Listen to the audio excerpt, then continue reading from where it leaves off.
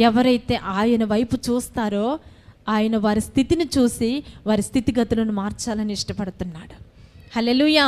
నీ స్థితి మారాలంటే, నీ పరిస్థితి మారాలంటే, నీ కుటుంబ పరిస్థితులు మారాలంటే నువ్వు చూడవలసింది ఇప్పటి నుంచి మనుషుల వైపు కాదు, దేవుని వైపు చూడాలి. హల్లెలూయా. అందుకే అంటున్నాడు, మనుషులను నమ్ముకొనుట కంటే యెహోవాను ఆశ్రయించుట మేలు. ఎందుకు మరి యెహోవాను ఆశ్రయించమంటుండు? మనుషులు నీకు సహాయం చేస్తే దూషిస్తారు. మనుషులు నీకు సహాయం చేస్తే కొన్ని సంవత్సరాల తరువాత అయినా నిన్ను హేళన చేస్తారు. గుర్తుపెట్టుకో, నా దేవుడైతే నీకు సహాయం చేసినప్పటికీ, నీకు సహాయం చేసి నిన్ను బలపరిచినప్పటికీ, నిన్ను ఆదరించినప్పటికీ మనుషుల వలె దూషించే దేవుడు కాదు ఆయన. హల్లెలూయా. అందుకే నువ్వే స్థితిలో ఉన్నప్పటికీ నేను చూస్తా అంటున్నాడు ఆయన. హల్లెలూయా. ఈరోజు అందరూ వచ్చి